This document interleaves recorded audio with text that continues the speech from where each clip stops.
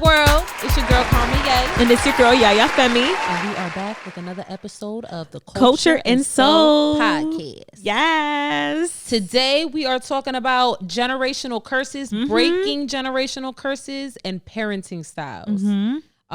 We know that a lot of our viewers, people that have reached out to me, are parents. We come from parents. Yeah.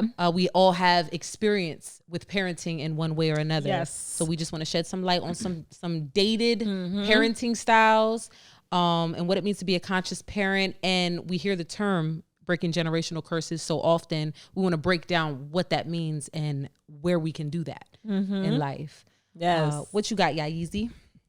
Listen, I don't have children, but I can give you some personal experiences of my parents. I mean, how was it with you, like with your upbringing and stuff? Like, what kind of parenting styles did you have? Because I grew up with two strict parents. Yeah. Very strict. Your father was in the military, right? Yes. And he's older. My dad is a Marine Corps veteran. He fought in Vietnam. Yeah. Thank you. He fought in Vietnam. Thank you for your service, Thanks, Dad. Papa. Right. And my mom, she's Puerto Rican. So feisty, spicy. Yes. No, for real. So it was kind of annoying growing up. So I ended up rebelling and stuff like that. Yeah. And so that was pretty much my life. That was my life too. Strict parents. Okay, so my mom and my dad separated at an early age. I want to say I was probably 3. I don't really remember. I think the first clear memory that I have is maybe 6 years old. I was still in Florida living with my mother, but I remember bouncing back and forth between them before I got put into the system. But my father, it's like, I'm not going to say they were strict. Yeah. But they were definitely disciplinarians. I feel like my mother, I want to say my mother spoiled me, because I remember having, jewelry. I remember being in jazz class. I remember her doing those things for me. Yeah. But I also remember her not being a very physical touch, emotional, connected. Like there wasn't a lot of hugs, I remember a specific time me going to hug my mama and her like, don't touch me. You feel me? This is when I was, I want to say 14 in Texas with her at that point. So my mother is that. And I feel as though, I can't speak for her, but I feel as though she wasn't ready for the responsibility of being a mom. Because when I started my behavior issues, it was just send me away. Send me away to my dad or send me away to whatever system. Yeah. My father and my stepmother, strict. I was always on punishment. Always on punishment. And I used to get my ass beat. Girl, whoopings. The belts had names. Mr. Black Ear, Mr. Brownie. I had a choice. What? Wait. Yes, I had a choice of which way I wanted it. They really had names for the belts? Yes. What the fuck? Yeah, and it's funny. People be like, when I tell my stories and stuff about just my life, they're like, Carmen, how can you smile? How are you so sane? I'm like, I'm really not sane. I'm just very self-aware. Like, like I'm kind of detached from that part of my life. And but yeah, I would say their parenting style was avoidant, because instead of dealing with my behavior, they would push me off to, and I say that from my perspective, but from their perspective, it could have been, they're doing the best they can. They're seeking outside help because they don't know what to do. Right. But I would say that they were authoritarian, and disciplinarians. And avoidant. Yeah. I can remember some cases with me, like I grew up in Willingboro, and are you familiar with Willingboro? Yeah, I went to Memorial. This is how I'm in this area. Yeah. So that corner store, they call it a corner store, down the street from Memorial, right? I wasn't allowed to go there by myself. Really? Yes. At what age until I was like maybe 14, 15, 16 years old. Yeah, that is a little late. Yeah. My son, he 10. He walked to the store and go get me milk and vegetable oil from our corner store. Yeah. Bruh. Yeah. It's like literally like you could take a shortcut there. You could take that little bridge in the back of the school and stuff. I wasn't allowed to go there by myself. That's how strict they were. Why do you think and I'm going to say this to our viewers. This is a lot. We're going to be sharing a lot of personal experience. So you'll hear us projecting and reliving our experiences. We can't speak for our parents. Right. So we aren't sure of what their reasons are. They're not here to speak for themselves. All we could do is assume. Yeah. But what do you think their reasons were? I think it's because, like, not to really put my sisters under the bus or on blast or anything, but you know, teenagers, like they become rebellious and stuff like that. I feel like they didn't want that from me. They were trying to protect So you. they were trying to protect me more than anything. But what that did was cause you to rebel. Yes. So did the same thing. Yeah. Like as soon as it hit my junior year, I was already like, yeah. my parents gonna be like, what you do? Yeah. Sneaking out the house. Right.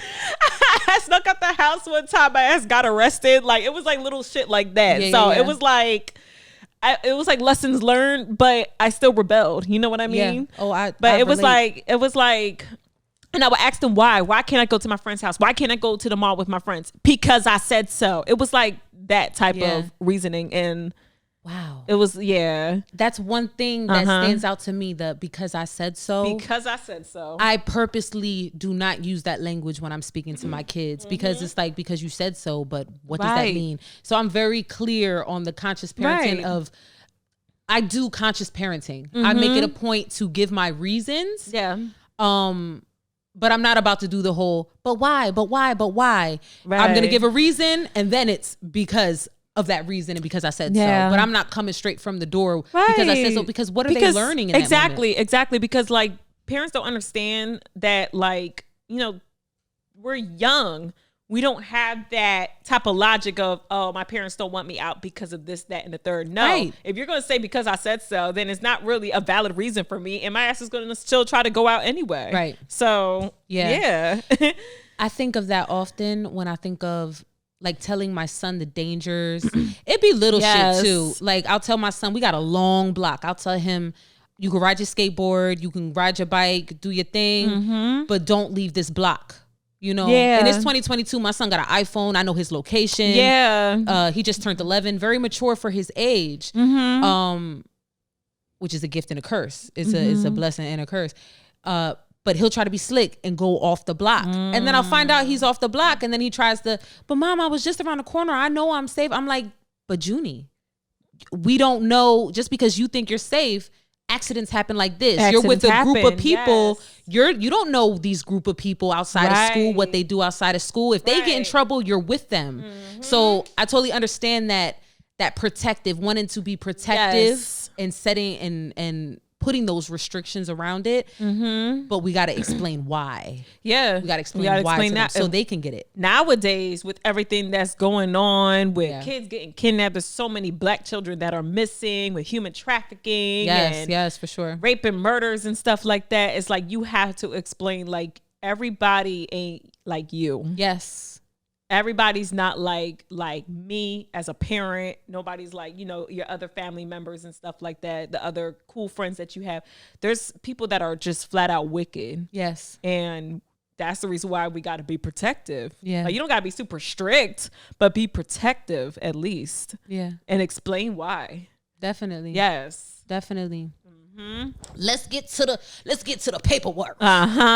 Okay. So, a generational curse. We hear it all the time. We out here breaking generational curses. I was just talking to Octavia down at Code 2.0 as I was getting my face done. She's like, you know, people think of breaking generational curses. They think of money. They think of wealth. They're like, I don't want to be broke how my family was broke. But it goes way deeper than that. So a generational curse is a habit or behavior that has been passed from one generation to the next. A generation is considered to be about 20 to 30 years. Okay, so that's like the average period of time. 20 to 30 years is another generation. We'll go into how to break generational cycles. So we can give some, I was just about to say, we can give some examples on some generational curses, because it goes beyond the like what Octavia money. Said, money and wealth and stuff. Generational curses could be abuse. Verbal abuse, physical abuse, emotional abuse. It could be sexual abuse too. It could be the way you pretty much talk to and communicate with your children Yes. In a negative way. It could be lack of affection. Yes. It could be holding your kids back because you didn't do good. You don't want to see your kids doing better than you. Little things like that. Yes. I haven't seen or experienced that, but that sounds like a wiggle worm right there. Like, you don't want your kids to be better than you. They are going to be better than you. Yeah. You know, like that's my goal. I want my kids to be better than me. Right. And I try to do that in a way that's not smothering of them. You know, like, I've made my mistakes. My kids know I've been to jail. My kids know, you know, like, mommy made a lot of mistakes. I don't hide those things, but I also don't watch them like a hawk to make sure, you know what I mean? So you got to have some space in between that. Right. I like that you said abuse. The way that we talk to our children, super important. Yes. That communication, super important. I grew up, and we were just talking about this. My favorite answer was always, I don't know. I don't know. Anytime I would get in trouble, I don't know. And I would be disciplined for that. When my kids say, I don't know, I try to get to the root. You know, I'm like, well, how were you feeling when this happened? Right. You know, did somebody say something to upset you? Were you bored? Because, you know, sometimes kids do things because they're bored and they're just curious. Right. So I always keep that in mind going into it, but giving them the floor to speak, and sort through. Right. Because it teaches them how to think before they act again. Critical rather thinking. than just beating their ass. Yes. Teach them how to think like, oh, wait, why did I do that? Now you thinking to myself like, wait, I made this impulsive decision for what? Yes. Yes. Also, and this is something I used to do with my son. So I have 2 kids, 11-year-old son, 3-year-old daughter. She'll be 4 in December. Growing so fast. But something that I used to do with my son, I would try to give the answer. I would answer for him. Like, I would answer a question like, why you did this? Why did you do this? And then before he could even answer, I'm like, oh, you think you slick because da da da da da. Instead of letting him answer for himself. Yes. We like to put, because we think we're old, you know, we're older, we think we're smarter. We may be smarter in some things, but kids are brilliant. Yes. Kids are very observant. Yes. They see everything. So to give them a chance to put it into their own words, you'd be surprised. You'd be surprised. Yeah. That's true. And a lot of people don't understand that the way we raise our children, it affects them in their personal lives, their friendships, their relationships. Even like when you're OD strict, like you won't let your kids date. And then you're really not giving them an explanation why, like, oh, no dating until you're grown and out the house, like that type of strict parenting. A lot of people don't know that it's like, you're not teaching them to set boundaries or to set standards. It's okay for them to date. Yeah. I know it's scary because everybody raised their kids right. So, but you still got to teach them how to set those standards. You got to teach them how to set boundaries. So when they do deal with somebody that, you know, ain't shit, you got to teach them like to, you know, step away. Yeah. Or communicate those issues. Yes. But when you're strict and you're not letting me date as a child, as I'm an adult, I'm just dating anybody. Yeah, because you didn't have a chance to learn a healthy way of dating. Yes. And that's probably because they didn't know a healthy way of dating. Yeah. And like, we can't assume like kids have common sense and they have boundaries and standards and stuff. No, we got to instill that. That's all a part of parenting. At least I think it is. Like, it is. Yeah, it's all part of raising a child. They come out, their brains are not fully developed. Their brains may not be fully developed. And this is something we could fact check, that your brain may not be fully developed at 25. You feel me? Like, there's still a lot of learning to do. We could fact check that, or y'all could fact check that. Leave it in the comments. But I know it's not until later in life. And then when we're looking at boys and girls, they also mature and grow differently. So, you know, with one boy and one girl, me personally, I do see the difference. I see that I have to be a softer with my daughter, you know, more patient. You know, I'm patient with both, but I give extra patience because there's extra emotional sensitivity there because she is a girl, and that's just biology. With my son, I'm more firm and I'm not as, you know, I'm still sensitive and I'm considerate, but I'm not as, oh, it's okay, da da da da da. You know, it's more direct because he's a boy and he's gonna be a man, a girl, you know, and he has to know emotional intelligence, first of all. Mm-hmm. Very important. We're going to dive into that a little deeper, just the emotional intelligence side of things. But I'm not as sensitive with him as I am with her because it is different. Mm-hmm. It's very different. Yes. I like that you do that. Thank you. Yeah. Some people, I get compliments on my parenting style, like how I parent. And I think Dr. Shafali, I saw her on one of Oprah's Super Soul Sundays. I don't know if you remember that show. Oh yeah.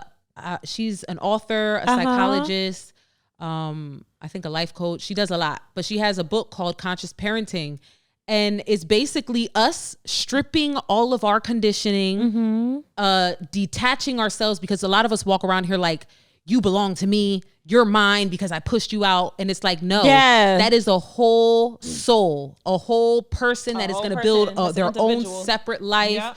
So we can't we can only protect and guide so much. They have to learn on their own. Yep. That's a fact. We think we're helping. But most times we're hurting because we're just projecting our own shit on them and trying to paint a picture of the world. And they may not see the world like that. You know? So yes. How do we break some of the generational cycles?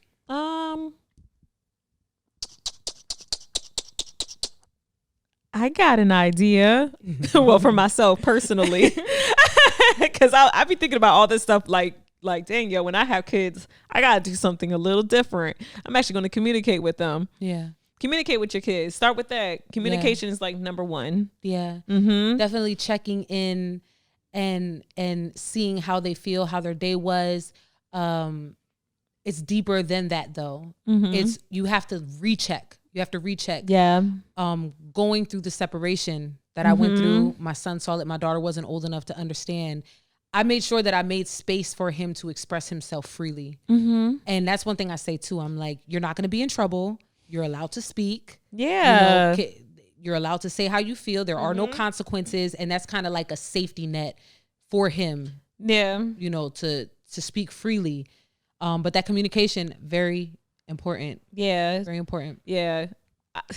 I don't know if your parents told you this, but I hear this a lot from other parents too. You know, when kids do, or when they speak to parents a certain way, is, oh, I'm not one of your little friends. Technically, you are their first friend. And I do believe that. You are their first friend. Yeah. Yeah. Like, you are the mother, but you are a friend at the same time. So when you tell them I ain't one of your little friends, you can't expect your kids to be honest and transparent with you. Right.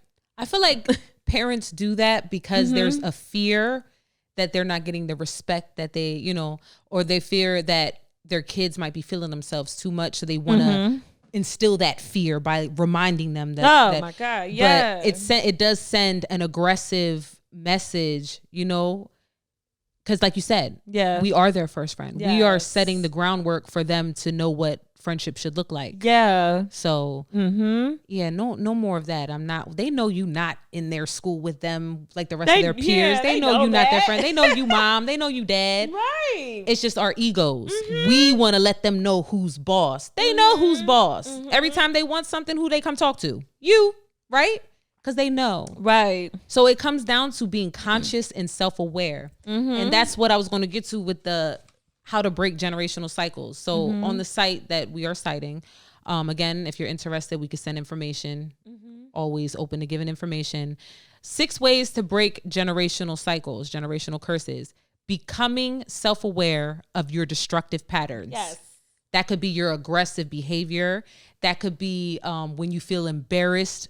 You know, say if you're out in public in the store and your child is acting wild, you know, instead of being that patient mother, you're worried about what other people are thinking. So now you're reacting in an overreactive way. You feel me? So just be aware of your destructive patterns, how you respond to situations. Another way to break generational cycles, educate yourself about family history. How were your parents raised? Yeah. How did they live? Where did they go to school? What were their friends like? What did their parents do for work? Like when we had Jenny G on the show, remember she talked about actually traveling to Liberia just to see.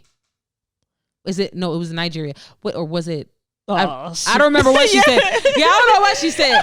She said she went somewhere. Sorry, Jenny G, no disrespect to Mom Dukes. But she actually went and traveled to see her mother's upbringing, where she grew up, just so she could have a better understanding of why her mother is the way she is. That's important. That's another way for us to break these generational curses. Yes. Taking accountability of your own part. Yes. That is how you break generational curses one way. Do the inner work. Yes. Don't be afraid to reach out for help and ensure that it stops with you. Generational cycles are our responsibility to break. They are our responsibility. Yes. I'll go ahead and read this too. It says a cycle breaker is someone who recognizes harmful or dysfunctional traits that exist in the culture of their family and decides to discard these traits and trade them in for something different. We doing it. I feel like we doing it. I feel like we on to something here. Heal your wounds too. Very Heal your wounds. important. Go to therapy. If you feel like you went through some trauma, 9 out of 10, it was probably generational trauma too. But heal those wounds. Go to therapy. Seek some professional help so you know not to pass that down to your children. Yeah. I refuse to pass down anything that I went through growing up. Yeah. I refuse. So I'm working on healing those wounds, and I'm not letting them affect me in my personal life, my personal friendships and my relationships and stuff like that. And I know better than to talk to my children any less than human. Yes. And it could be, and we're saying all of this, we are not perfect. Yeah. As a mother, and a mother that manages multiple things as far as just business, creative projects, real 9 to 5, all those type of things impact us. So in the moment, it could be super loud. I'll give you an example. The TV is on, all the lights on are in a house. They're running around. You're cooking dinner. Your phone is ringing. We're human. We can only tolerate so much before it's like we're about to snap, and now we're overwhelmed and overstimulated, and we don't give a fuck who is talking to us. It could be our child or it could be the president. They gonna get an ugly reaction because it's too much shit happening. Those moments happen. When those moments happen, it's important to go and apologize.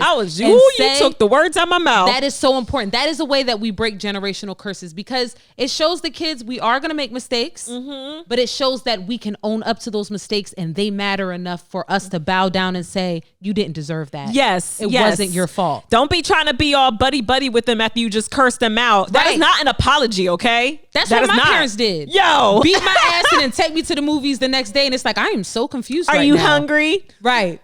That's the makeup. Right. Do it again. Yeah, that's what I really want to do. Crazy. Yeah. Wow. Yo, it's so many layers here, because as we're talking about parenting for our children, I am thinking about my parenting, and it's like, yo, I wish they knew. But it's all good. Yeah. It's not all good, but it's okay now. And if you are healing from those wounds too, forgive your parents too, because they're only projecting certain things that they grew up with too. Like sometimes, like they didn't know either. They didn't know. They learning just like we are. You know what I mean? You hear my phone vibrating? Let me mute it. It's probably a bill collector. I've been getting strange phone calls like from Birmingham, Alabama. I'm like, what? I don't know what that is. They got all, when we put our information online, it's like they be selling our information. Yeah, they sell your information. And and you answer the phone and it's like they know you or you owe them something. It's like, who are you on my line, bro? Get off my line. God. The emotional intelligence part of it. Apologizing, yes. Definitely. Practice apologizing. You may feel as though you're right, or they deserved it. And they may have done, your child may have done some bullshit.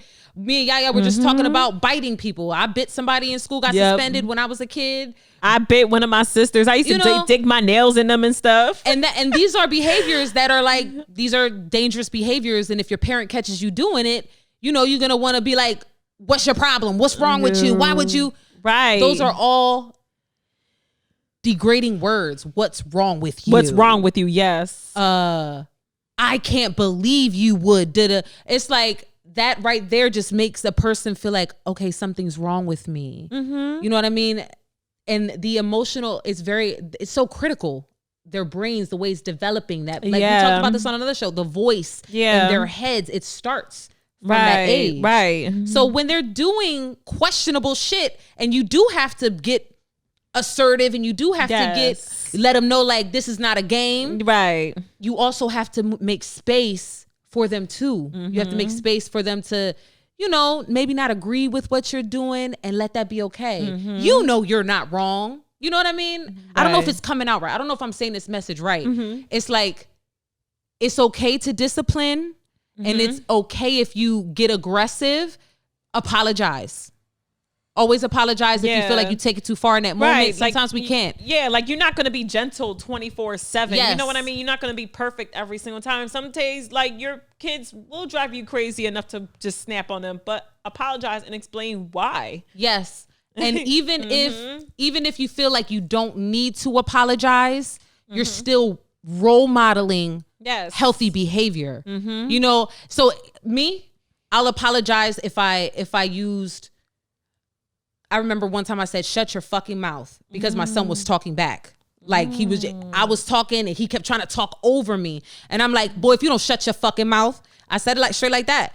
And later on, you know, he went to his room. I took his stuff. When I went to go talk to him, I said, Junie, I want to apologize to you because you did not deserve to be spoken to like that. But I'm not sorry for making you be quiet in that moment because you were out of line. So do you see what I'm doing there? It's like you're apologizing, but you're also letting them know it's still not okay. But I need to control myself. So I'm apologizing for my reaction. But what you did was not okay. Like there has to be some balance there. Right. That's the message I was trying to convey. Right. You apologize, be accountable for yourself, and make space for the discipline. Right. You want your kids to communicate, you got to teach them how to communicate, and that starts with you. Yeah. And it's okay to be wrong too. Like you can say something, and you know, some kids are smart enough to pick up on it, and they may try to prove you wrong too. They're not being disrespectful. It's okay to be wrong. Like, you know what? You're right. My bad. And it's okay. It takes work. It does take work to be able to own up and say, you know, you are right. I am bugging right now. And we laugh a lot. Me and my kids, we laugh a lot. Yeah. Because we are transparent in that way. Like, mommy, what are you doing? Mom, why you da-da-da-da? If I'm texting and driving, my daughter will be like, Mom, you're not supposed to be on your phone. I'm like, you know what? Even though I want to look back and be like, girl, mind your business. Exactly. But I know that she's right. And I know that there are real consequences. And they're watching you. Exactly. If something goes wrong because I'm on my phone. Yes. So in that moment, they're right. Who am I to tell them stay in a child's place when she's just thinking about what's right and wrong, and she knows that this is dangerous? And kids are smart as hell. Yes. They're very smart and observant. They pay attention to everything. Yes. Yes. It's all a part of communication. You want to get down to the parenting styles? Yes. So there are 4 parenting styles. The first one is permissive, which is child driven, rarely gives or enforces rules, overindulges child to avoid conflict. Those are like the laid back, cool parents. Something like that. Sound like the mom on Mean Girls. She was like, I'm a cool mom. Yeah. It's like they're trying to go above and beyond for their own personal feel good about themselves. Like, oh, we're cool. That's dangerous. Yes. It's dangerous to be passive because you're pretty much letting an unknowing child raise themselves. Yeah. And trying to be too cool with them, letting them do whatever they want. It gets dangerous like that. Yep. The next one is neglectful, uninvolved or absent, provides little nurturance or guidance, indifferent to child's social, emotional, and behavioral needs. So yeah, that's what my parents were. Yeah. That's what I feel like they were. Yeah. And no disrespect. It is what it is. It is what it is. The next one is authoritative. Did I pronounce that right? Authoritative. Don't you start no shit today. I got a speech impediment. Leave me alone. Authoritative. Thank you. Thank you. You know I can't pronounce shit. Yes, and I've been reading since I was 4. Yeah. And my brain still can't function. It happens. Solves problems together with child. Aw, that's cute. Sets clear rules and expectations. Open communication and natural consequences. I feel like I am that. Yeah, I was just about to say, this sounds like you. Thank like, you. oh, that must be nice. Authoritarian. Those are my parents. Parent driven, set strict rules and punishment, one-way communication with little consideration of child's social and emotional behavioral needs. Yeah. Yes. My parents were like a mixture. My dad was more like the authoritative type of parent, like do what I say, is my way or the highway type of parent. My mom was more like, she wasn't super strict. Like, she was strict, but at the same time, she was a little more on the laid back side. Like, she kind of cut us a break a little bit. So we had a balance in the household. That's good. Yeah. I mean, it's when you break it down, it's like maybe she thought that she was helping. Yeah. Because she's like, all right, I know when dad gets home, he gonna get in on exactly. your ass. So like she would try to check everything. Like if we did something wrong, he didn't know. Yeah. It was that kind of situation. I understand that. Yeah. Which is not, that could be divisive in the home too. When you're growing up and both your parent, you're seeing, it's like a game. It's like, oh, mom's not gonna say nothing because she know dad gonna tear us up and she, you know, she doesn't like to see it. So they gonna test mom more, you know? Yes. And then also see the divide because now it looks like mom's lying to dad. Yeah. So it's like, I could lie to dad because mom lies to dad. It's just a whole bunch of shit unfolding there. Right. And it's crazy because like if I wanted to go out or something, my mom didn't really want to tell us no sometimes. So she'd be like, ask your father. And we already knew that meant no. Mm-hmm. We already knew. Like, all right, I ain't going to ask him. I'm just going to stay in the house. It's all right. I got white stuff? Nah, you good. I don't got my glasses on either. I can't see shit. I don't know. No, but you good. Okay, good. Because sometimes I feel like on the last episode I was talking and I had all this white I can't stuff. stand that. Like, why? And it'd be embarrassing too. I'd be talking to people. I feel like somebody's staring right at my lips, like, right. And people start doing shit like this. I want to say Lionel did it before. We was talking and he just started going like this. And I'm like, do I have white stuff? He's like, no. I'm like, yes, I do. Because you doing it. Why are you doing it? Mm-hmm. Yeah, I'm just self-conscious like that. No, me too. I'm the same way. What would you be? What would you strive to be? I want a balance. Side? Like I don't, and I actually wanted to mention gentle parenting. I don't want to be a super gentle parent. Like, Billy, I don't like when you curse at me. That hurts my feeling. Like, I'm not talking to my kids like that, bro. Yeah. I'm not doing that. I'm just letting y'all know. Mind your business. Mm-hmm. I'm going to be firm with them. I want a balance. Like I want to set boundaries with my kids. And if those boundaries aren't, set, then like, okay, I'm going to say it like this, right? Gentle parenting. I know that's like the new trend. And I don't have kids, so I really try to like not say much because I don't have children yet. So I don't know exactly how I'm going to be with my kids. Yeah. But just know I'm not going to be like abusive or anything. But I understand you can only be gentle but so much because the world is not going to be gentle with your kids. Yes. The world is not going to be gentle. You got to have a balance. You got to set those boundaries. And if they are breaking those boundaries, then a punishment should be made. A discipline should be made. Like there's consequences when they break those boundaries. Because when they go out in the world and they start acting a fool, no one's going to be gentle with your kids. Right. At all. The police, the teachers, nothing. Especially the damn police. They're going to be in for a rude awakening. You're just making a fragile mind that won't be able to handle conflict or handle challenges or adversity.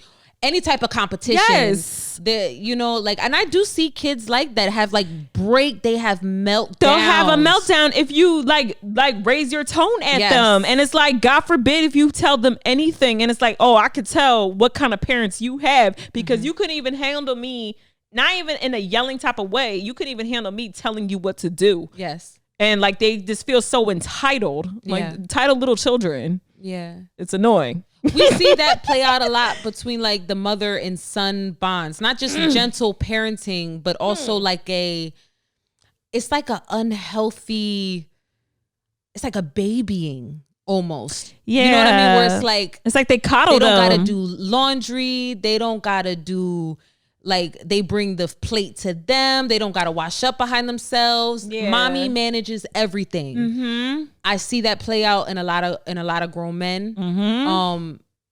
That with my son, I make it a point oh, you eating in your room? Bring that dish downstairs. You know what I mean? Like, clean up behind yourself. Oh, those are your dirty clothes on the floor. You need to put those in a basket. Everything has its designated spot. Make your bed every morning. You know what I mean? And that might be a little drill sergeant-ish. Right. But I know that in the long run, he's not going to be expecting a woman to do these things for him. Exactly. He's going to get up and do it himself. And the woman would appreciate that. Or whoever he chooses to be with. You know what I'm saying? Like, right. It's little things like that. And I don't know if gentle parenting plays into that. I don't see gentle parenting working in today's society because we live in a cold, it's a cold world. It's a lot of love out there. Cold, yeah. A lot of opportunity, but ain't nobody walking around being gentle with you. Exactly. Like, people got their own problems. Exactly. Yeah. Exactly.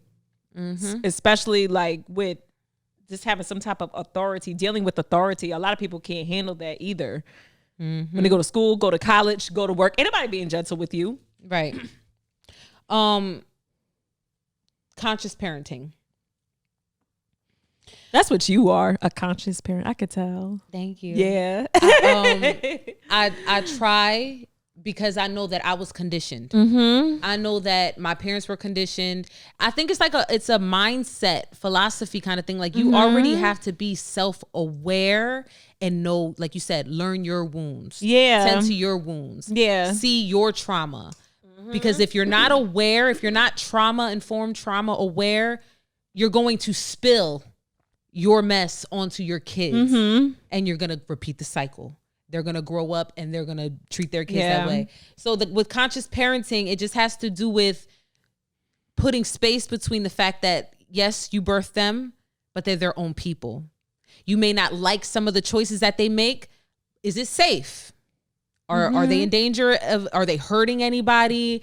Like if they're not hurting anybody, if it's safe and this is just what they're into, you got to accept that. Right. You know, I see people with kids, they put their kids into sports like basketball, football, and the kid clearly is not really interested. They out there playing with flowers, looking all around. Right. But you hear their father or mother from the seats screaming and talking crazy to their kids like, boy, if you don't pay attention, get your head. Like, and it's like, that's unnecessary. Clearly the kid ain't into this and you need to accept that. That might have been your dream. Because you didn't get to the league, so now you want to put your dreams onto your kids. Exactly. Right. It's like it's things like that where you just got to be conscious. Like I've had my opportunity. This is not my child's life is not a fresh start for me to get to live again. Yeah. Through them. Right. No, you got to accept. Yes. They're not into the same thing. Sense of humor. Your child's sense of humor may be different than yours. Yes. You know what I mean?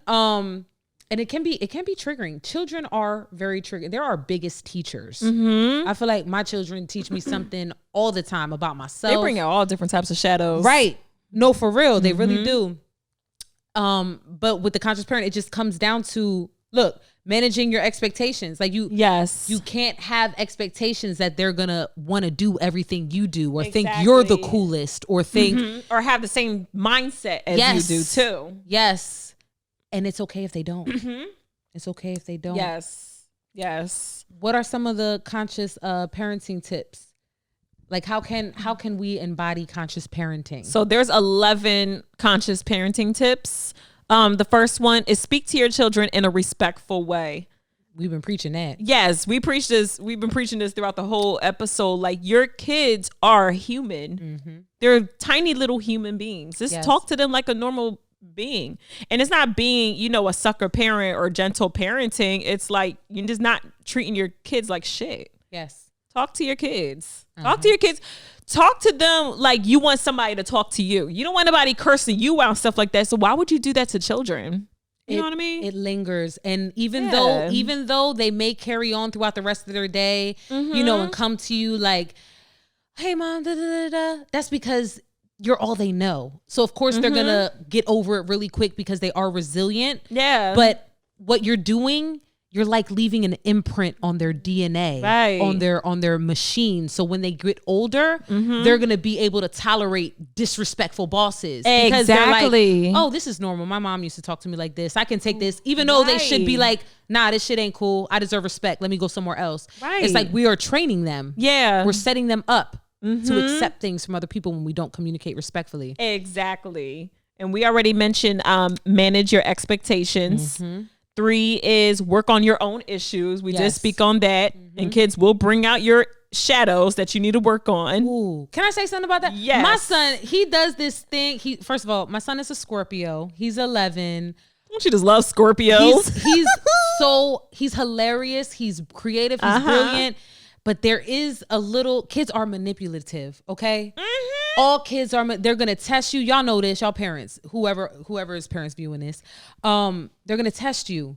My son will bust out. Like, we'll be walking into a store, and then that'll be the time that he'll ask a question that he knows is like a personal question. Like, why are you trying to talk about this right now?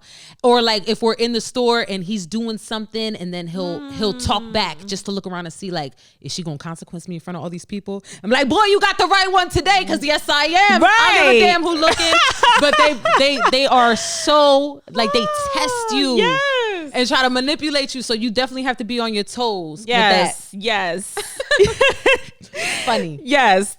Listen, there's going to be a balance with conscious parenting and Bernie Mac. That's all I got to say. Yes. America. Yes.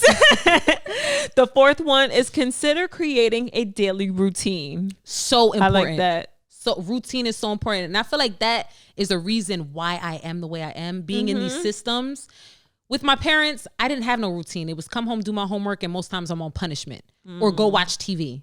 You know, but in the systems, you wake up, you make your bed, you have breakfast. Like, it was programmed schedule, and that kept me focused. Yeah. That helped me create good habits. I'm all up in the parents' business. Stop telling your kids to stay on the tablet all day just because you don't want to be bothered either. Yeah. Set them on a routine so they know what to do as they get older. Ooh. But that's so important. I'm all in your business. No, really. That's the tablet. And for the parents that do that, me and my son struggle with this because he has a Switch. I have a passcode on it. It shuts down at 7:00. We increase the amount of time he could play. You feel me? And it's hard because on the weekends he goes with his dad, and his dad will let him play all day. Yeah. You feel me? But with me, it's like the doctor done sat up here and told me and you, boy, that this will rot your brain. Basically, you won't be able to focus. Yeah. You won't be. You won't have no versatility. Some kids, like, they're on a tablet all day. They're playing video games all day because you don't want to be bothered. But little do you know, you fucking up their brain. Yes. They have a hard time with mobility issues. They can barely write their name as it is. And you wonder why they have a hard time following instructions. It's because they're not able to retain the information you're giving them because they're so distracted and they got social issues. Yes. You know how many times I talk to a lot of 18-year-old kids and they don't know how to talk? Like, they're just socially weird. Like, they don't know how to talk to people. And I'm like, what the heck is going on at home that y'all can't really hold a conversation? Because they just online cussing at the people online from Call of Duty. Facts. Yo, right. For real. Shoot. Yeah. So the 5th one is keep your children's ages in mind. That's so important. Yes. My kids they'll do this thing. So Bryn, my daughter, I'll redirect her and I'll redirect her and I'll redirect her and I'll redirect her and I'll redirect her because she's 3. Yeah. My son, boy, stop. Okay, Junie, you know you're supposed to be doing this. Junie, I'm not going to ask you again. You're going to lose something. You lost something. But Mom, how come you tell Bryn da-da-da-da-da? Because you're 11 and she's 3. There is no, and the guilt tripping. She's your favorite. No. She's 3, you're 11. 2 different mentalities. You are smarter than her. You understand? Like, and that's where the communication and keeping it real with them. So there is no confusion. Boy, she's not my favorite. I love both of y'all. Y'all both get on my nerves. But you're not going to be babied like your 3-year-old sister. So you definitely have to take age into consideration when disciplining. Everything with everything age. You have to take that into consideration. Especially teenagers when they're about to turn 18 too. Yes. Oh, I have thoughts about that. Really? I am. After Halloween, I did my daughter's makeup for Halloween. She was Tinkerbell. We turned it into something else. I did like tribal avatar makeup on her face. And just seeing her in makeup, I'm like, yo, there's going to come a time where you're going to be, she's into it. She goes and gets her nails painted with me at the nail salon. She looks so cute in her pictures. Thank you. She loves you.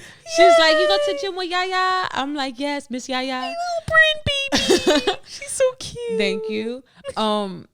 But with her, I'm already thinking like, when she's 11, if she wants to wear lip gloss, yes, you can wear lip gloss. Right. You want to get your nails painted? Yes, you could. You want to wear a little halter top and maybe a little bit of stomach is showing? Okay. Like, I'm not going to be that parent that's super strict. Like, I don't know if you saw The Watcher. Did you see The Watcher on Netflix? No. So if anybody's watching The Watcher, there's a dad and he's always cracking down on his 15-year-old daughter. And he's saying, I don't want people sexualizing my daughter. He wasn't realizing that he was the one sexualizing her, pointing out like, what's this lipstick? Right. Take off that shirt. Right. And it's not like she them. coming out with some hoochie mama clothes. She's wearing regular stuff too. Like some parents actually have a problem with skinny jeans and lipstick and nail polish and stuff. It does not make your daughter fast. You're the one that's sexualizing them. Yes. That is so important. So important.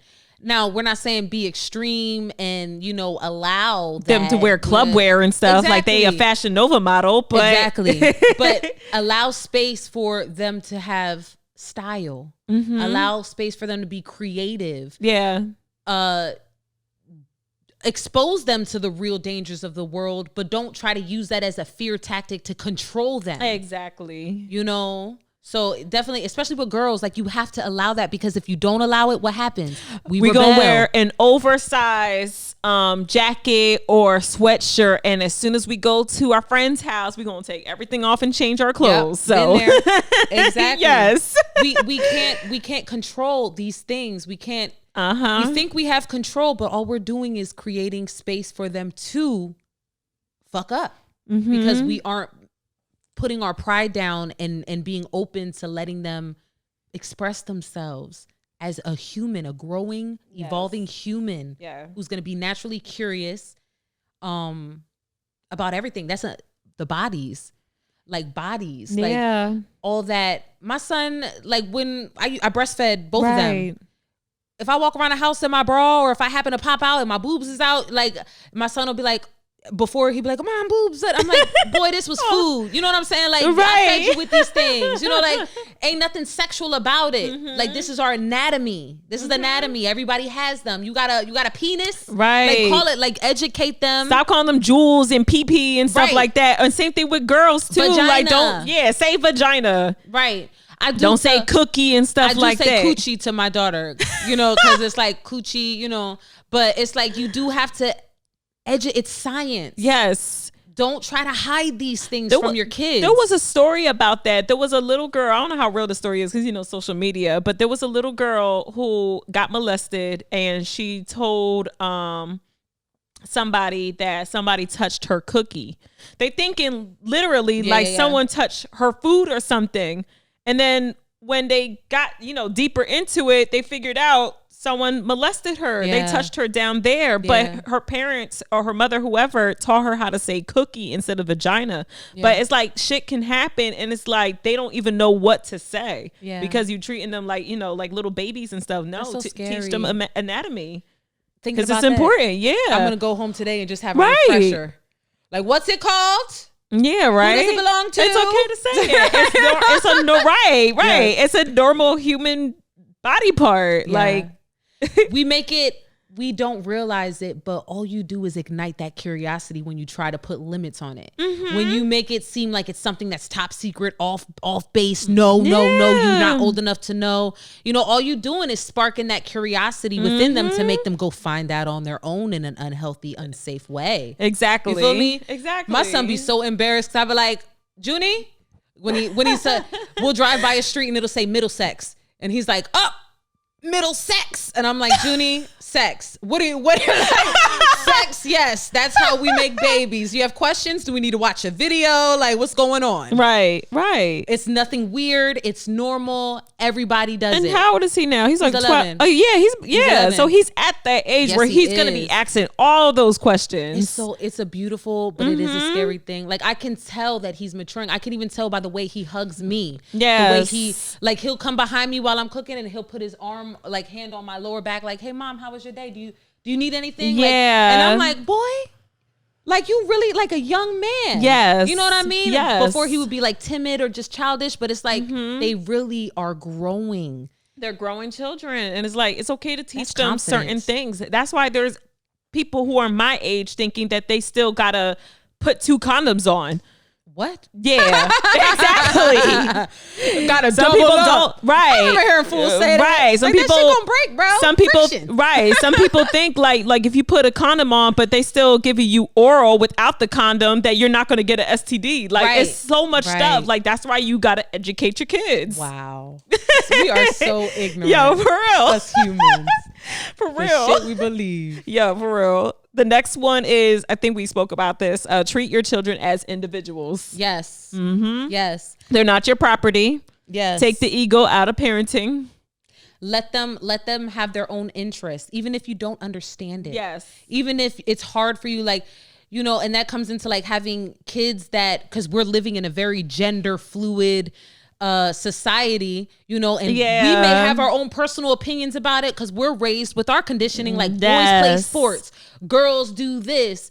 And what we see now, there's gender neutral clothes, gender neutral hairstyles. Mm-hmm. If you look, like everybody just look the same. Like you can't even tell. Like I'm like, is that a little boy or a little girl? He got a ponytail. For real. Like is that like, oh, it's a he? And I'm like, okay, he's still cute, you know. Right. But you gotta let them explore. Let them express themselves. Explore. Let's not force it on them. You can't mold your children. Yeah, we could try.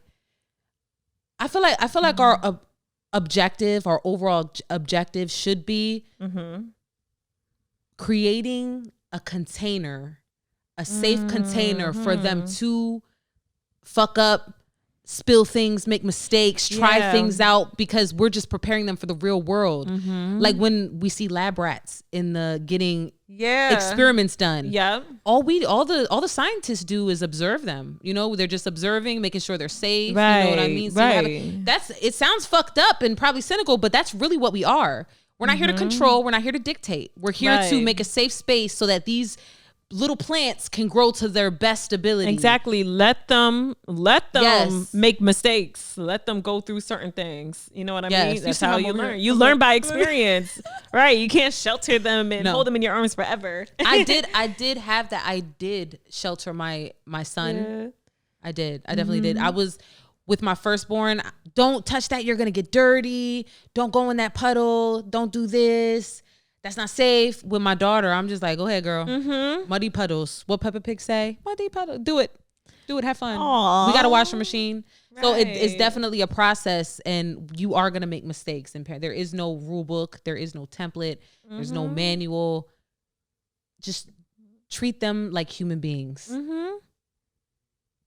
Like you said, watch the ego. Watch the ego. Watch your reaction. So when they do make a mistake, they're not going to everybody but you. Yes. That hurts too. It really hurts to think about your kid can't even come to you because they're afraid of how you will react. Oh my. Or the I told you so's and this like this makes me think about kids that feel like they have to parent too. I saw this play out between, you know, my son and my daughter because of us separating, me and their father separating. Yeah. So now it's like, I'll see my son, you know, looking out for his sister, but it's in ways that it's like, boy, you don't have to do that. Yeah. That's what I'm here for. Why are you doing that? And I don't know if it's because that's what he does with his dad or because his dad is telling him like, protect your sister. But it's like, boy, you don't got to worry about that. You don't, that's not for you. I got it. Yeah. But it's like, it's in him now. And that worries me. Cause I'm like, boy, go be a kid. Yeah. It's not your job, baby. But it's his character. So I don't want to make him feel like he's doing too much because it's coming from a place of love. So that's something that I am actually dealing with now. It's like, I want to let him be a protector for his sister, but I don't want him to not have a childhood because he feels like he needs to be. He has to be the second parent. Exactly. Yeah. That's one thing that I'm really working on right now. But go ahead. Yes. The next one is show empathy and compassion. So important. So important. Don't make it about you either. Yeah. Like, so when your kids are venting to you, like if they're feeling sad or they went through this and that, or they feel depressed, don't tell them to depress some dishes in the kitchen. Don't tell them, oh, well, I work all day. I'm depressed too. Yeah. It's not about you. Oh, that's so dismissive. That's so dismissive. Yes. What happens when we have those conversations and we're comparing our adult reality that we chose. Yeah. Like, bro, like we chose this. What we are doing now is because we have consciously chose for this to be our life. Whether you like it or not, you make choices and your day turns out how it turns out because of things you decided to do. Right. Your child did not choose to be here. They ain't choose to be here. They ain't choose to go to that school. They ain't choose to have that group of friends. It's just their circumstances because of the life that we have made. Right. So it's not their fault. They're just going out into the world, this wondrous, curious place where people do different things that people don't do at home, and they're coming back to you with things. And for you to shut them down and make it about you and say, well, I do this and I do, I'll be like, Mom, ain't nobody asked you to do that. Right. Like, what does that got to do with me? In my experience, I need guidance. I need help. I need to understand. You're just making me want to hate the world or not want to get a job or not, you know, like how we talk about things in front of our kids matters too. Exactly. If all you do is come home and talk about how you hate your job, what kind of fucking example are you setting for your kid? Yes. To go work jobs that they hate. Yeah. You know, like, no, empower yourself and go do something that aligns or that makes you happy. And now you're showing your child what it means to be in control of your own life. Yeah. That we create our own reality. I'm so big on that. So big on that. Yes. The next one is model healthy habits. Yes. Just like you just said about coming home, not venting to your kids about how much you hate your job and projecting certain energies onto them. That's a good example right there too. That's a good example. And like, you can't be that parent that is not like, do as I say, not as I do. No, you gotta set that example for your kids. You don't do nothing you don't want your kids doing. Yes, you could run your mouth all day and say this and this and this, but what are you doing? Yes. What is your act? What is your behavior? Because that is what we learn. We learn from behavior. Yes. What we see. Yep. What we're witnessing our parents do. Oh, that's okay.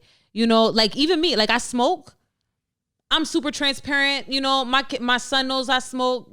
He knows, you know, because it's legal. It is what it is. These are my choices. But I also let him know this is not a healthy habit, son. This is not something that's enjoyable. It's not something that I wish for you. It's enjoyable for me and it helps me feel grounded. It's a natural thing. But those are all justifications for why I do it. There's risks involved too. You know what I mean? So just that transparency when you do have unhealthy habits. Don't act like they don't exist. Because I remember being a kid and kids go in the other room. This ain't for grown folks. Let the grown folks. They still see you. Right. So it's like you need to address the elephant in the room because give them clarity. Let them know mommy's not perfect. Right. Daddy's not perfect. Let them know what addiction is. Let them know what a vice is. Let them know you have to explain these things. Of course, age appropriate. You give it to them how they're able to receive it and process it. But don't hide. Right. They see it anyway. If you keep it funky with them, it's going to make them trust you more. That's building trust because they're like, mommy makes mistakes just like I make mistakes. And mommy knows that she's making mistakes. So she knows that she wants to improve herself. Yes. So that's a good thing. You know what I mean? Instead of just smoking and acting like it's not a thing. Right. So right.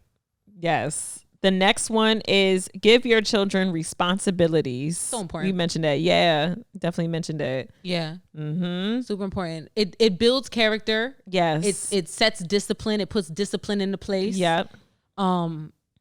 What about you? Did you have like I had chores. Oh yeah. Your dad was in the military. Yeah, we had chores. We had the yard work. We had a big old backyard too, so that was fun. Yeah. Was that sarcasm or for real? It was fun? No, it wasn't fun at all. I'm like, because I could just imagine like jumping in the leaves and making it fun, you know. But now that shit, raking and cutting the grass and helping with the garden. We have a vegetable garden and watering the plants inside the house and of course cleaning our rooms, cleaning around the house and stuff. But it teaches you that habit. So when you live on your own, you're not being a slob. Yeah, very important. That's to have that responsibility. My son has a lot of. My son walks home from school by himself. I'm learning in all the ways that I was so closed. Right. The older he gets, it's like I gotta release something new. I allow him to do this. But these are all responsibilities. Making sure you're at home at a decent time. Having a key, that's a responsibility. Keeping track of your key.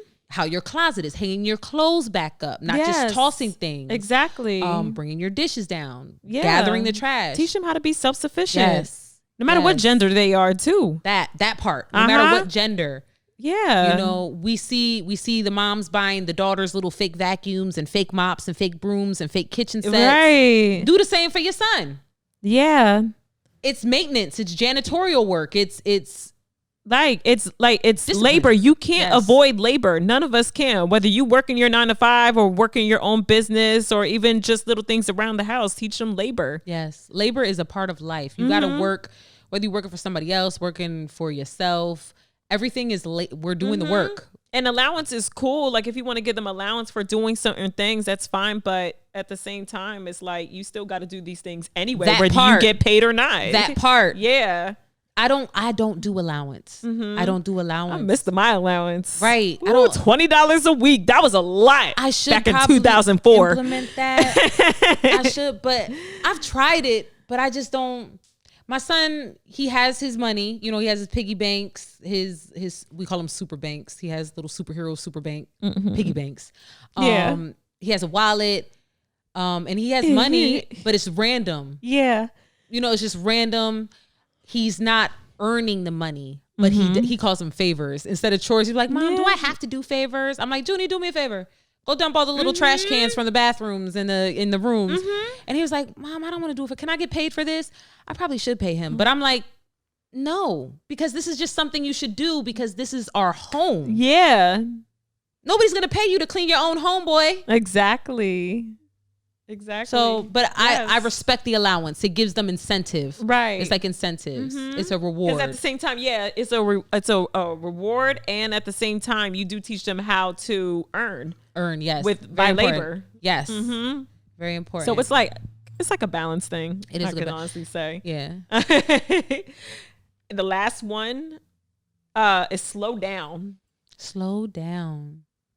I like that. Yeah. I like slow down. Slow down in because what happens is if my son shows up and he's talking about how him and his friends got into a fight because of this. Now in my mind, I'm thinking about high school, even though he's only in middle school. Now I'm thinking about high school and I'm projecting like, you don't be a bully. Don't let people bully you. Right. And it's like, if I just slow down and be in the moment and just see what it is for a middle school boy, 11, 5th grade, it's okay. These things are to be expected. Once I start jumping ahead and fast forward into the future and not taking things as they are right now, I'm giving an hour-long lecture for something that only needed 5 minutes of redirection. Yeah. And now he's not even able to receive the lesson because I'm like just all frantic. You feel me? So slowing down allows us to give appropriate discipline, appropriate guidance for what is now. Yeah. I like that. Yeah. I like that. Because then you're not teaching them how to panic too. Right. We chill. That's how you instill anxiety. No, for real. Anxiety. Let's do it together. Come on. Yeah. 1, 2, 3. Anxiety. Right. That's the thing. But I want y'all to know we all have anxiety. Yeah. Everybody has anxiety, whether you're prescribed meds or diagnosed. Functional, non-functional. Yes. Yeah. Anxiety is a natural. To feel anxious is normal. Yeah. When you feel anxious, there are symptoms. Yeah. Okay. So that's totally normal. If you see it in your kids, talk to them about it. That's another thing. Like, I feel like we should be breaking down emotions. I have a feeling wheel on my refrigerator. I don't know if you've seen it before. Oh! It's a feeling wheel, and it has the main words like happy, sad, angry. It has the main ones, and then it breaks it down to even more complex. Like, you're happy. Are you joyful? Are you content? Are you peaceful? Are you excited? Like, there's a lot. It's a lot of umbrella shit there, but giving them language, teaching them about emotions. I know, I'm like yawning at the same time. Y'all, my coffee ain't really kicking the way I wanted it to, but it tasted mad good. Shout out to Lionel. Shout out to Lionel with the elixirs and the coffee. Yes, okay. Yes. We are shooting earlier too. Usually we shoot at night. We're doing it different today. So this is new for us. Yes. I'm liking it. I got up early so I can get my hair done. And that shit look laid and slay, honey. Yes. Give me a pony swing. Oh, wow. I love it. Yes. It looks beautiful. Yes. Thank you. But it's also about honoring your children's moods too, because sometimes they really do be in a bad mood, and then we like, I don't care if you in a bad mood. That's important. That is so important. Yeah, honoring their moods.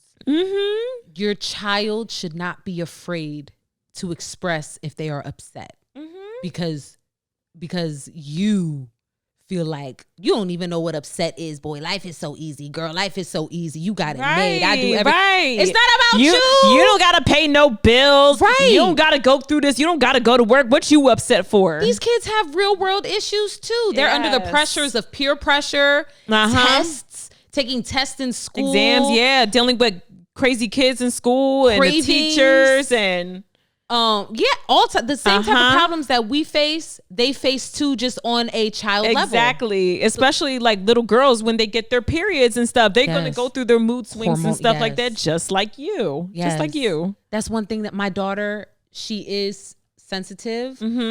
Not in, and that's not something I ever say like, you're so sensitive. Like people on the outside. Oh my God. People on the outside will say. They will say, they were like, Carmen, is she sensitive? Is she spoiled? I'm like, no, she's not spoiled. And no, she's not sensitive. Right. She's just aware that she's unhappy and she's expressing it so that she can get her needs met. Yes. That's all it is. And when she does, at first she tried that, throw herself on the floor, cry shit. I'm like, girl, you could cry, but you're not going to get on the floor. Go sit down in the chair and go cry. And when you find the words, I'm here to listen. Right. Like, it's okay to cry. I remember being told, go ahead and cry. I'm going to give you something to cry about. Stop crying. And it's like, I already have something to cry about. That's why I'm crying. Yeah. How about you get curious and try to explore my emotions with me so that I can have a healthy way to process them. Right. Like, stop passing down the generational curses that we dealt with in slavery. Right. Because we got to suppress our emotions because it could get us killed. That's really what it comes down to. Yeah. If I show anger, I might get lynched today. You know? Like that's a fear. It's all generational trauma. It traveled. Hiding pregnancies, kids running away from home, getting unsafe abortions. What was that movie? For Color Girls? Remember the one girl, she was trying to go get an abortion. She was pregnant and then she went to the woman with the hanger, an unsafe abortion. Because the mother was so, like holy, holy, holy, sin, sin, sin. The big sister was a complete rebel, loose woman, and then the other one was just like, damn, I made this mistake, but now I can't even turn to my safe space because they're gonna judge me, and they're gonna tell me about, but it's like, nah, baby, come to me, we gonna figure it out. We gonna figure it out. I like that. I like that too. It's scary. It's a lot with kids, like, but as long as we know that they're human just like us, then that helps a lot. That's what conscious parenting is all about. Understanding that they are not our property. They are not trophies for us to show off to the world and hey, look what they can do. Hey, they are not they're going to grow up and live a life of their own. And you can't assume that they're going to come out in the world all disciplined. Mind you, they just got here. Here. They came from heaven. Or wherever. Right, exactly. So they just got here. They trying to figure things out and stuff like that. And you can't assume that they're going to be all well-behaved and well-mannered. You got to instill everything into them. Conversations, hard conversations.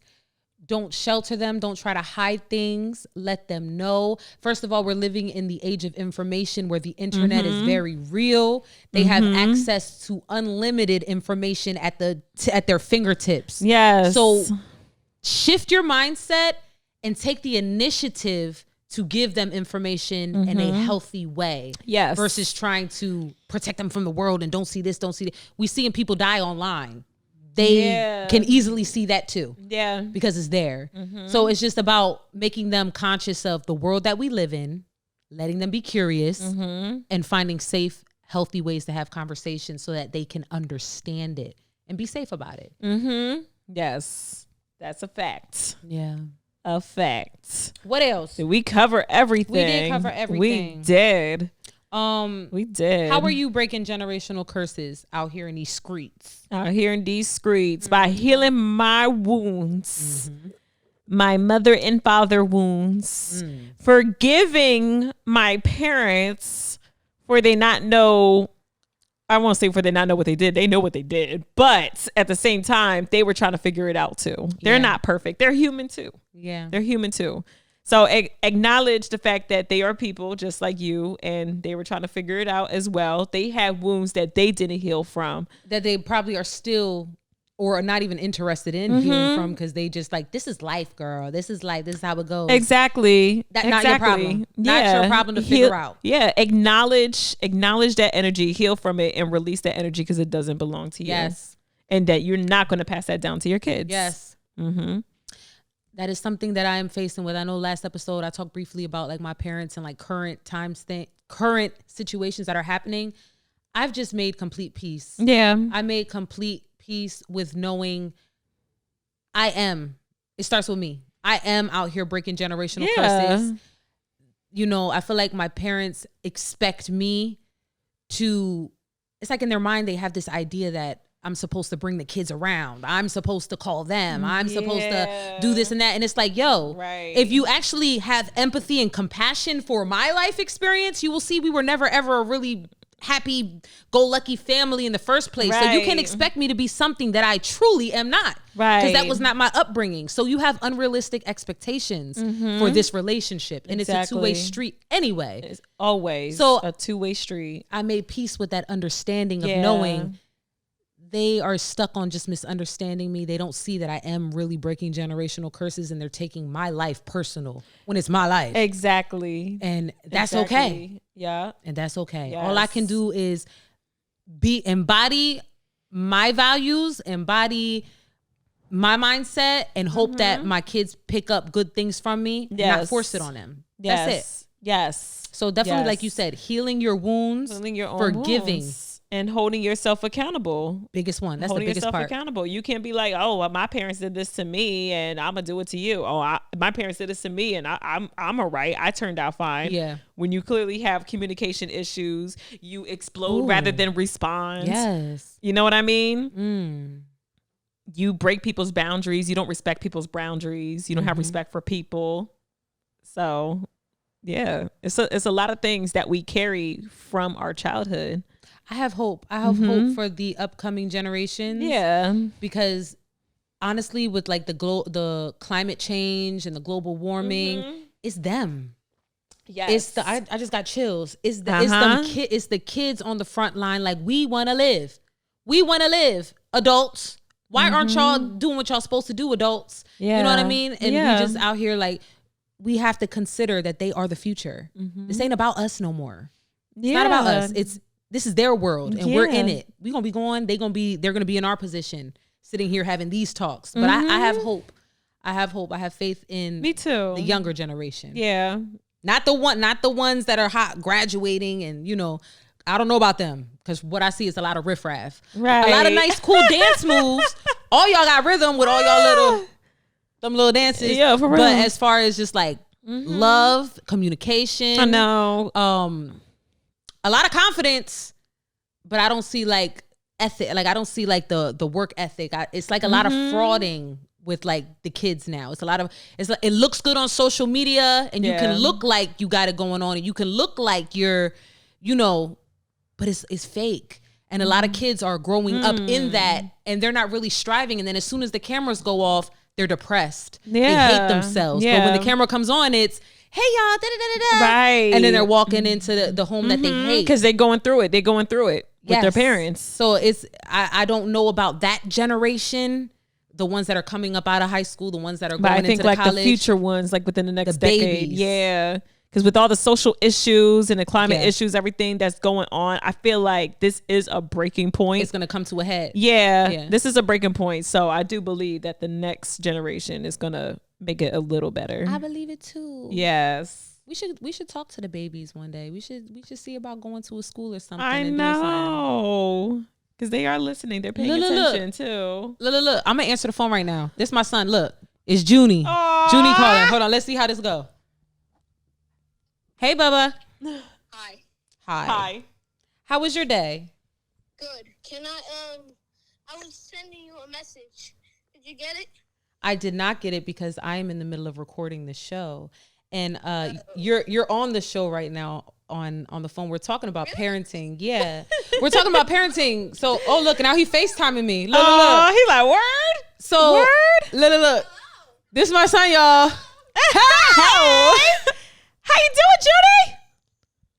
Hey. Now listen. Oh look, he want to do a dance. He want to do a dance, y'all. Shoot. Okay. Oh, you froze frozen, up on boy. him. You frozen. Can you do me a favor? Can I ask you a question and you answer it? Oh, we got 3 minutes. Hold up, I'm gonna call you back. Can I ask you a question? Yeah. Okay. How would you describe me as a mother? Ooh, this is bold. I'm asking on live thing. How would you describe me as your mother? Talk to the people. Pretty. If I had to say how good a mother you are, I said pretty good mother when you're not giving out punishments. Pretty good mother when you're not giving out punishments. And I want you to answer honestly. I want you to answer honestly. What is something that you feel that I could work on as a mother?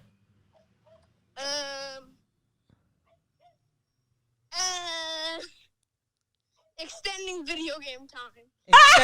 What I say? He's so cute. If that's the biggest problem, I'm cool with that. I love you. Don't got one. You don't got okay. Well, good to know. I love you. I'm about to hang up now because I gotta wrap this up and I'm gonna be on my way home in just a few. Mom, I was gonna ask you a question. Can I go to Brandon's house, please? When I get home. You gotta do homework and stuff first, but I gotta go. I love you. Thank you for being on the show. I'm gonna call you back in just a few minutes. Bye, people. Bye. Bye, Junie. Yes, it is. I love you. I'm gonna call you back in like 5 minutes. Goodbye.